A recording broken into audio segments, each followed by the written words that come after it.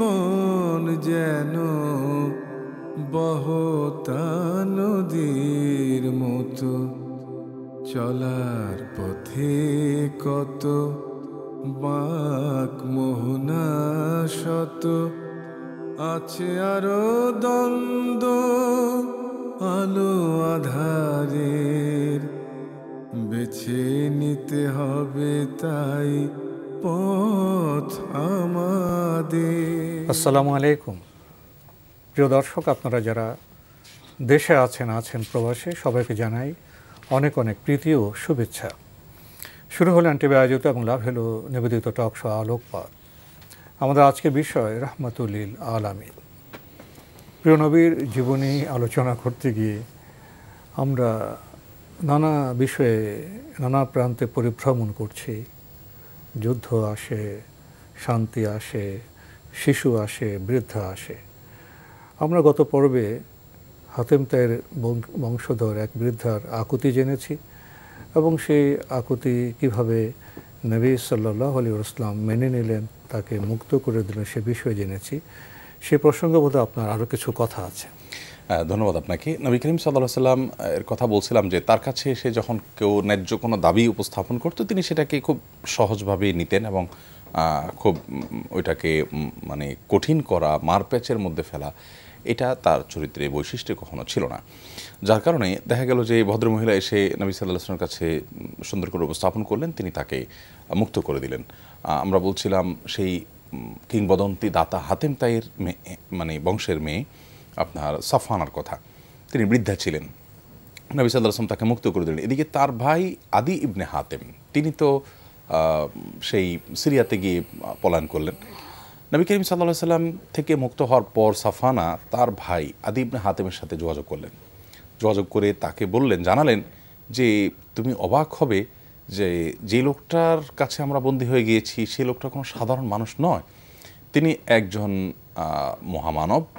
তার আচরণ, তার বদান্যতা, তিনি কিভাবে মানুষকে দান করে এবং কিভাবে মানুষকে দেন এবং পার্থিব কোনো বিষয় তাকে কোনোভাবে আকৃষ্ট করে না, এই বিষয়গুলো তুমি দেখলে আমাদের পূর্বপুরুষ, আমাদের বাবা হাতেম তাই এর চাইতেও তাকে তুমি বড় দানশীল মনে করবে।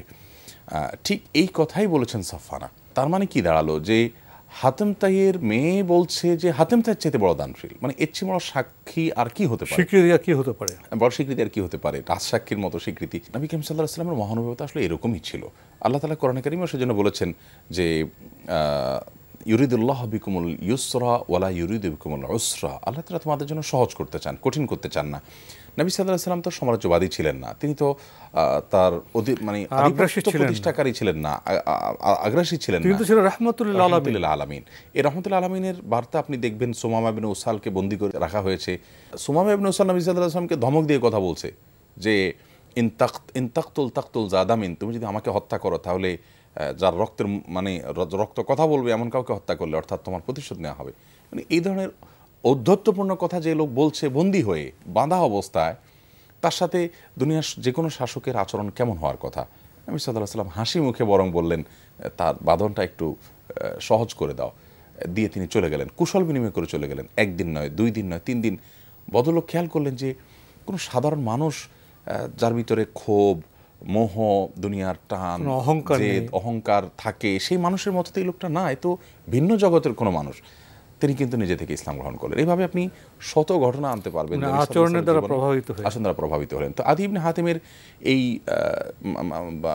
সাফওয়ানের ঘটনা শুনে আদি ইবনে হাতেম কোনো বাস বিচার এত বেশি প্রভাবিত হলেন যে সিরিয়া থেকে তিনি সরাসরি মদিনা চলে আসলেন।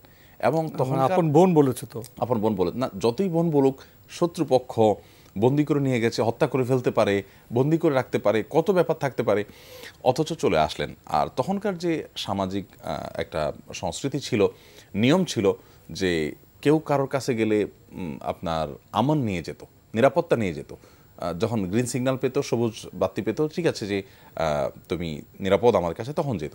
আদি ইবনে হাতেম কোনো প্রকার নিরাপত্তা ছাড়াই চলে আসলো বোনের কথা শুনে, যে এত মহানুভব মানুষ, যে আমাদের বাবা হাতেম তাইর চাইতেও বড় মনের, তাহলে সেই লোকের কাছে আবার ভয়টা কিসের? চলে আসলেন। আদি ইবনে হাতেম আসার পর নবী করিম সাল্লাল্লাহু আলাইহি ওয়াসাল্লামের সাথে তার কথোপকথন হচ্ছে। সেই কথোপকথনে নবী করিম সাল্লাল্লাহু আলাইহি ওয়াসাল্লাম তাকে কয়েকটি কথা বললেন। এর ভিতরে একটা হলো যে তুমি না অমুক ধর্ম অনুসরণ করতে, যেটা খ্রিস্টান ধর্ম এবং মুশরিকদের ধর্ম, পৌত্তলিকদের ধর্মের কাছাকাছি আরেকটা ধর্ম, একটা মিশ্রণের মতো। নবী সাল্লাল্লাহু আলাইহি ওয়াসাল্লাম তাকে বললেন যে তুমি না সেই ধর্মের অনুসারী ছিলা। লোকটা অবাক হয়ে তাকান, হ্যাঁ ছিলাম। নবী সাল্লাল্লাহু আলাইহি ওয়াসাল্লাম বলেছেন তুমি ওই ধর্ম মতে নিষেধ এরকম একটা কাজ করেছিলে না? তখন সাথে তার স্মৃতিপটে ভেসে উঠলো, হ্যাঁ তাই তো, আমার জীবনে এরকম ঘটনা উনি ঘটেছে। জানলেন কিভাবে? নবী করিম সাল্লাল্লাহু আলাইহি ওয়াসাল্লামের এই কথা শুনে আদী ইবনে হাতেমের চোখ বড় বড় হয়ে গেল যে অবাক করা বিষয়, আমার মানে গোপনে তথ্য তো কারো জানার কথা না, কিন্তু ভদ্রলোক জানিয়ে দিলেন। নবী সাল্লাল্লাহু আলাইহি ওয়াসাল্লাম থেকে এটা শোনার পর নবী সাল্লাল্লাহু আলাইহি ওয়াসাল্লাম তাকে তার প্রতি ঈমান আহ্বান করলেন। তার আগে নবী সাল্লাল্লাহু আলাইহি ওয়াসাল্লাম তাকে বলেছেন, আদী তোমাকে কিসে পলায়ন করতে বাধ্য করেছে? আল্লাহর ছাড়া কোনো মাবুদ নেই এ কথা বিশ্বাস করতে তোমার কষ্ট হচ্ছিল, এই বিশ্বাস থেকে তুমি পলায়ন করে সিরিয়া গিয়েছিল? নবী সাল্লাল্লাহু আলাইহি ওয়াসাল্লাম তাকে এত চমৎকারভাবে দাওয়াত পেশ করলেন যে তিনি তার বোনের কাছ থেকে যা শুনলেন ঠিক সেরকমটি পেলেন, যে লোকটি তাকে পরিপূর্ণভাবে যেটাকে বলা যায় প্রভাবিত করলেন তার ব্যক্তিত্ব দ্বারায়। তখন আদী ইবনে হাতেম তখন ইসলাম গ্রহণ করেন নাই। এই কথার পর আদী ইবনে হাতেমকে নবী সাল্লাল্লাহু আলাইহি ওয়াসাল্লাম একজন আনসারীর দায়িত্ব দিলেন, ঠিক আছে তুমি তার বাসায় থাকো, ওখানে অবস্থান করো। দেখুন, ইসলাম যে কারোর উপরে বল প্রয়োগ করে ইসলাম প্রবেশ করায় নাই বা মানুষকে মুসলমান বানায়নি, এর আরেকটা প্রমাণ এটাও। আপনি দেখুন, আদী ইবনে হাতেমকে নবী সাল্লাল্লাহু আলাইহি ওয়াসাল্লাম বলতে পারতেন যে ঠিক আছে তুমি আসছো ভালো কথা, ইসলাম গ্রহণ করো, আমাদের কাছে থাকবে, আর না হলে তুমি বন্দী হয়ে থাকো বা তোমার অমুক পরিণতি হবে। নবী আলাইহিস সালাম মানে মেহমান হিসাবে তাকে একজন আনসারের দায়িত্ব দিলেন যে তুমি সেখানে থাকো, এবং তাকে তিনি নিজের মতো করে তিনি আহ্বান করলেন, কিন্তু কোনো বাধ্যবাধকতা তার জন্য সৃষ্টি করলেন না। এরপর আদী ইবনে হাতেম যখন নিজে ইসলাম গ্রহণ করলেন, স্বেচ্ছায় ইসলাম গ্রহণ করলেন, তার কাছে প্রকাশ হয়ে গেল যে তিনি সত্য নবী, এবং তার অনেক তথ্য তিনি জানালেন যেগুলো নবী ছাড়া, আল্লাহর পক্ষ থেকে ওহী প্রেরণ ছাড়া কোনোভাবে সম্ভব ছিল না। এখানে একটা ঘটনা ঘটেছে, নবী সাল্লাল্লাহু আলাইহি ওয়াসাল্লামের সামনে একজন এসে অভিযোগ করল, ইয়া রাসূলুল্লাহ আমি ক্ষুধার্ত, আমার খাদ্যের অভাব চলছে। আরেকজন এসে অভিযোগ করল, ইয়া রাসূলুল্লাহ আমি রাহাজানের শিকার হয়েছি, ডাকাতরা আমার সম্পদ লুণ্ঠন করেছে। তো এই দুটি অভিযোগ আদী ইবনে হাতেমের সামনে নবী সাল্লাল্লাহু আলাইহি ওয়াসাল্লামের কাছে দুজন ব্যক্তি এসে করলেন। করার পর নবী সাল্লাল্লাহু আলাইহি ওয়াসাল্লাম আদী ইবনে হাতেমকে বললেন, আদী তুমি যদি বেঁচে থাকো তাহলে তুমি দেখবে যে অনেক সুদূর হিরা এলাকা থেকে একজন নারী চলে আসবে ওমরা করার জন্য বাইতুল্লাহতে, অনেক দূর পথ পাড়ি দিয়ে আসবে, কোনো পুরুষ, কোনো অত্যাচারী, কোনো পাপিষ্ট, কোনো খারাপ লোক, দুষ্ট লোক তার দিকে তাকাবার সাহস পাবে না। অর্থাৎ এত নিরাপদ তিনি অনুভব করবেন, নিরাপত্তা পাবেন। আর তুমি দেখবে যে অভাব অনটন এইভাবে দূর হয়ে যাবে যে স্বর্ণ রূপা জাকাত আদায় করার জন্য মানুষ খুঁজে বেড়াবে, কিন্তু নেওয়ার জন্য উপযুক্ত লোক অহরহ পাওয়া যাবে না, প্রচুর মানুষের সহায় সম্পদ হয়ে যাবে। তুমি যদি বেঁচে থাকো আরও দেখবে যে পারস্যের যে রাজ্য সেটা জয় হবে, মুসলমানদের কর্তব্যগত হবে। এই কথাগুলো নবী সাল্লাল্লাহু আলাইহি ওয়াসাল্লাম যখন বলছেন আদী ইবনে হাতেমকে, তখনই তার সামনে একজন মানুষ ক্ষুধার অভিযোগ নিয়ে এসছেন, আরেকজন মানুষ ডাকাতির শিকার হয়ে সে অভিযোগ নিয়ে এসছেন। আর তাকে নাকি নবী সাল্লাল্লাহু আলাইহি ওয়াসাল্লাম বলছেন যে তুমি বেঁচে থাকলে দেখবে একটা সময় এগুলোর কোনোটাই থাকবে না, বরং মুসলমানদের প্রচুর পরিমাণে সম্পদ হবে এবং নিরাপত্তা মুসলমানরা প্রতিষ্ঠা করবে পৃথিবীতে, এরকম ইনসাফ কায়েম করবে মুসলমানরা। সেই দৃশ্য তুমি দেখতে পাবে যদি বেঁচে থাকো। আদী ইবনে হাতেম নবী সাল্লাল্লাহু আলাইহি ওয়াসাল্লামের এই কথা শোনার পর তাদের সমস্যার সমাধান নবী সাল্লাল্লাহু আলাইহি ওয়াসাল্লাম করলেন। পরবর্তীতে আদী ইবনে হাতেম বলেছেন বহুকাল পরে এসে যে আমাকে নবী সাল্লাল্লাহু আলাইহি ওয়াসাল্লাম তাঁর জীবদ্দশায় যে কথাগুলো বলেছেন তার দুটি আমার জীবদ্দশা আমি দেখেছি। পারস্যের সাম্রাজ্য বিজয়ের সে অভিযানে আমি নিজে অংশগ্রহণ করেছি, এবং আমি নবী সাল্লাল্লাহু আলাইহি ওয়াসাল্লাম ভবিষ্যদ্বাণী যে খেটেছে, বাস্তবায়ন হয়েছে সেটা আমি দেখেছি। আর ওই দৃশ্য আমি দেখেছি যে একজন নারী সে হেরা থেকে আপনার এসে মক্কা পর্যন্ত চলে এসছে নিরাপদে, কোনো মানুষ তার কোনো পথে বাধা হয়ে দাঁড়ায় নেই, কোনো ডিস্টার্ব করে নাই। তো সেটি আমি দেখেছি। তোমরা তৃতীয়টাও নিশ্চয়ই দেখবে, অর্থাৎ পরবর্তীতে মুসলমানদের মধ্যে এরকম আপনার সহায় সম্পদের পরিমাণ বৃদ্ধি পাবে।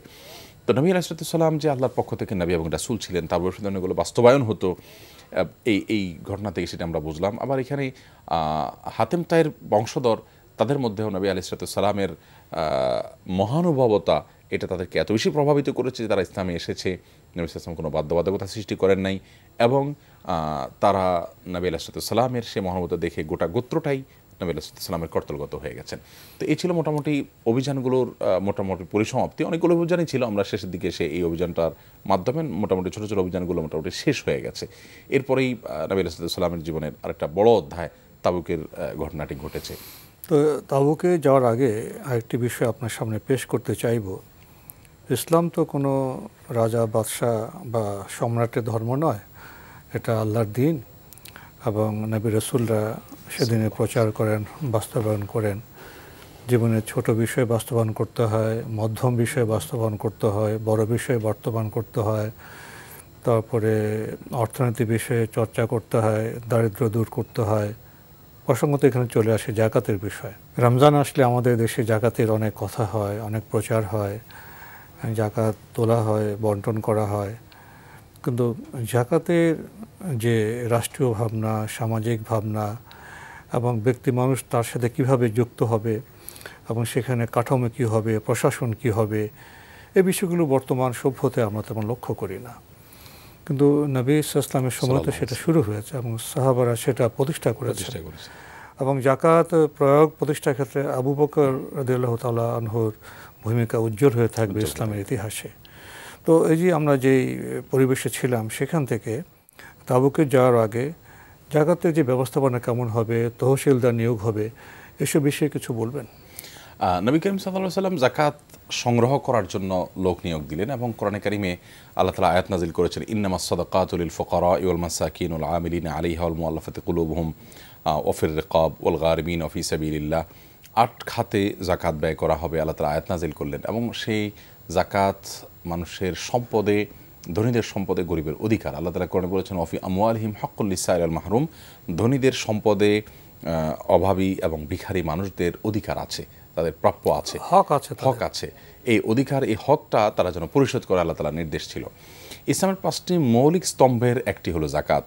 আমরা নবী আলাইহিস সালামের এই যাবৎকাল তার ইতিহাসের ধারাবাহিকতায় আমরা যতটুকু জেনেছি, তিনি এই 5 রোকনের সবগুলোই তার মধ্যে তিনি প্রতিষ্ঠা করেছেন।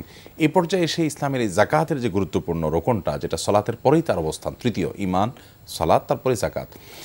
এই জাকাতটি নবী আলাইহিস সালাম প্রতিষ্ঠা করার জন্য জাকাত কালেক্টর নিয়োগ দিলেন, জাকাত কালেকশন করবে তাদেরকে নিয়োগ দিলেন। তারা আবার জাকাত কালেকশন রাষ্ট্রীয় ব্যবস্থাপনার বিষয় হয়ে উঠল। সেখান থেকে সংগ্রহ করে রাষ্ট্রীয়ভাবে, কেন্দ্রীয়ভাবে আবার গরিবদের, অভাবীদের তালিকা অনুযায়ী তাদের মাঝে তিনি সুষ্ঠু ব্যবস্থাপনা তিনি করলেন। এমনকি আমাদের দেশে যে আপনার জাকাতের লুঙ্গি, জাকাতের শাড়ি ঘোষণা, 2-4-5 টাকা নেওয়ার জন্য লাইন ধরা, পদপিষ্ট হয়ে মারা যাওয়া, এই অব্যবস্থা সেখানে ছিল মোটেই না। বরং এটা সেখানে না শুধু, বরং খোলাফায়ে রাশিদা এবং পরবর্তীকালে কখনোই ছিল না। আপনি যেমনটি বললেন, আবু বকর রাদিয়াল্লাহু তাআলা আনহু তো জাকাত অস্বীকার যদি কেউ করে, এমনকি জাকাতের পশুর রশিটাও দিতে অস্বীকার করে, তার সাথে যুদ্ধের ঘোষণা করেছেন, কারণ এটা রীতিমতো ঈমান থেকে খারিজ হওয়া, আল্লাহ এবং তার রাসূলের বিরুদ্ধে বিদ্রোহ করার শামিল। নবী করিম সাল্লাল্লাহু আলাইহি ওয়াসাল্লামের সময় ন্যায়নিষ্ঠভাবে যাতে ধনীদের সম্পদ থেকে জাকাত সংগ্রহ করা হয় এবং সেটা আবার সুষ্ঠুভাবে গরিবদের মাঝে বন্টন করা হয়, সেজন্য তিনি যে কাঠামো তৈরি করেছেন, এই কাঠামো যাতে ঠিকঠাক মতো চলে, সেজন্য কালেক্টরদের, সংগ্রাহকদের বেতন জাকাত থেকে দিলেন। আবার তাদেরকে জাকাত দাতাদের থেকে অতিরিক্ত টাকা যেন না আনেন বা অতিরিক্ত কোনো সম্পদ যেন না আনেন, তসরুফ যেন না, বিবেচনা করতে হবে। নবী করিম সাল্লাল্লাহু আলাইহি ওয়াসাল্লাম এই পর্যায়ে, অর্থাৎ এই ছোটো ছোটো অভিযানগুলো পরিচালনা করার পর, এদিকে তাবুকের ঘটনার আগে নবী সাল্লাল্লাহু আলাইহি ওয়াসাল্লাম জাকাত প্রতিষ্ঠা করলেন রাষ্ট্রীয়ভাবে, সামাজিকভাবে, দারিদ্র্য বিমোচনের জন্য। কারণ অভাবী মানুষগুলো, আমরা যেমনটি বলছিলাম যে আদি ইবনে হাতিমের সামনে একজন মানুষ তার অভাবের কথা বলেছে, ইয়া রাসূলুল্লাহ আমি ক্ষুধার্ত। নবী সাল্লাল্লাহু আলাইহি ওয়াসাল্লাম তখন ক্ষুধার্ত মানুষের ক্ষুধা নিবারণের জন্য, অভাবী মানুষের অভাব মোচনের জন্য আল্লাহর পক্ষ থেকে দেওয়া জাকাতের যে বিধান আসছে সেটাকে সামাজিকভাবে প্রতিষ্ঠা করলেন। এর ফলে যেটি হলো, ওই যে নবী সাল্লাল্লাহু আলাইহি ওয়াসাল্লাম বলেছেন, একটা সময় হবে যে তোমরা স্বর্ণ গয়না নিয়ে যাবে কিন্তু জাকাত দেওয়ার লোক পাবে না, অর্থাৎ সেই পরিবেশ তৈরি হবে।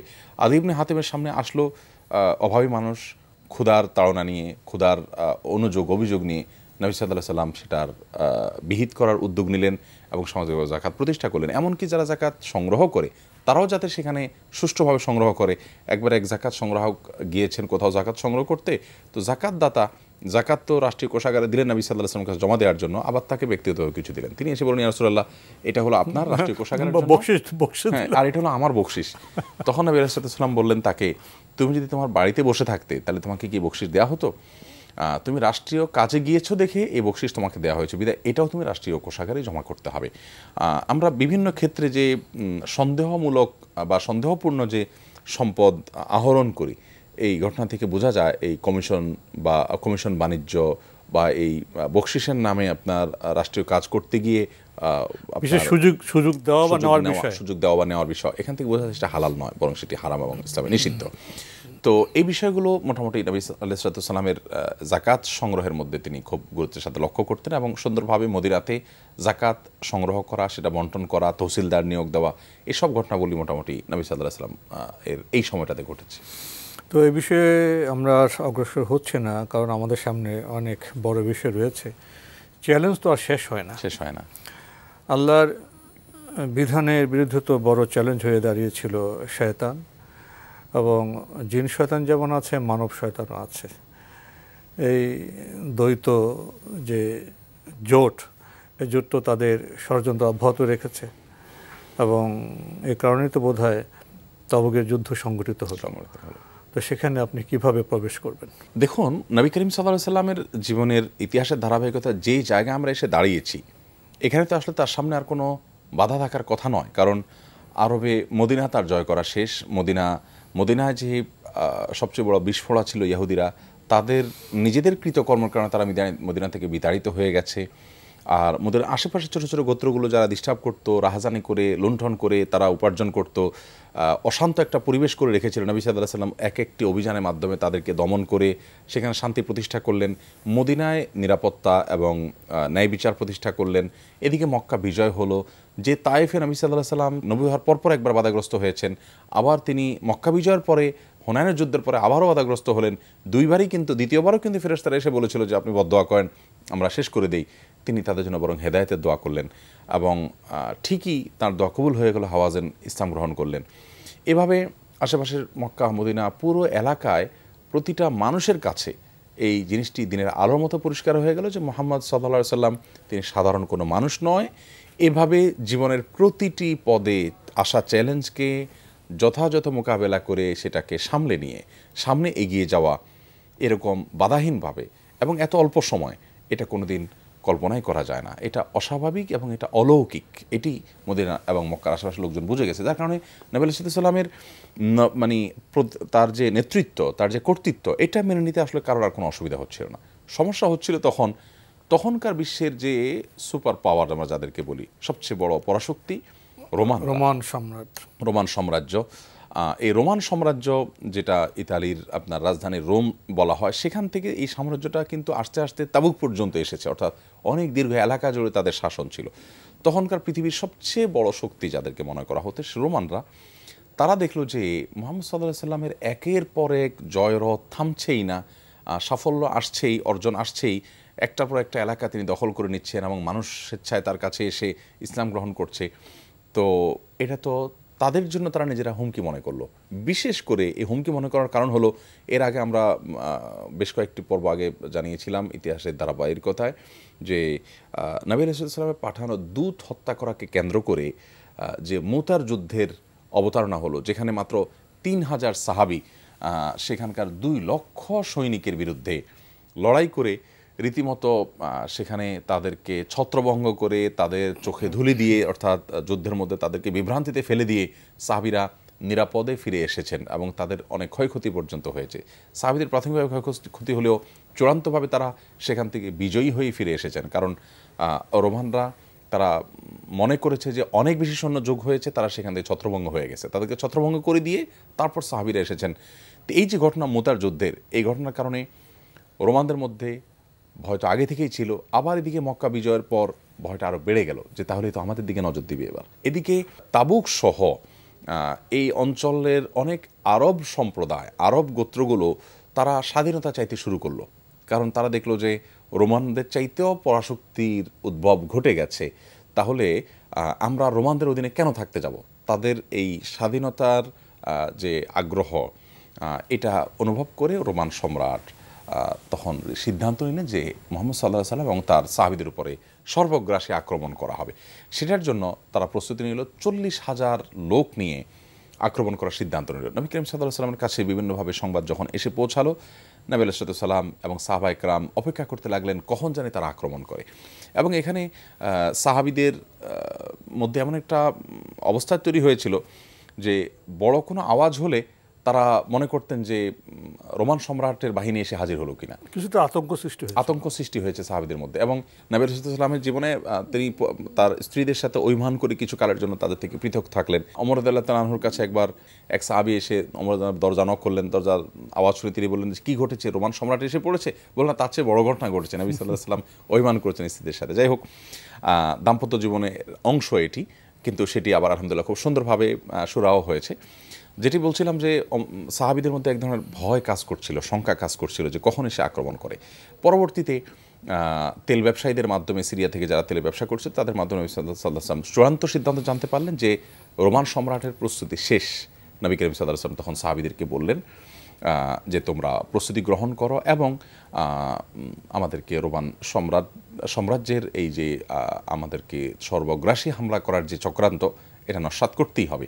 অথচ তখন কাজটা অনেক কঠিন ছিল। তখন কিন্তু একটা পরিবেশ বাতাবরণ এরকম ছিল, যারা মুশরিক ছিল, কাফের ছিল, তারা প্রোপাগান্ডা ছড়িয়ে দিচ্ছিল যে রোমান এই করছে, সেই করছে, এই করছে, এবার তো এর অবশেষ, মানসিকভাবে দুর্বল করার যত চেষ্টা করছিল। তখন মুসলমানরা ভাবছিল যে আমরা কিভাবে এত বড় শক্তির মোকাবেলা, তাদের সাথে অন্যরা যুক্ত হয়ে গেছে, আমাদের এখানে ষড়যন্ত্রকারীরা আছে, একটু আমরা কি অনেকটা আছে না অ্যাগ্রেসিভ যুদ্ধ করে আবার কিছুটা আত্মরক্ষামূলক।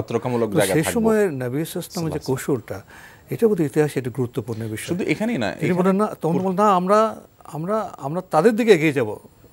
অন্য কোনো যুদ্ধের সময় এভাবে বলেনি, আমরা তাদের দিকে এগিয়ে তাদের জায়গায় যুদ্ধ করব।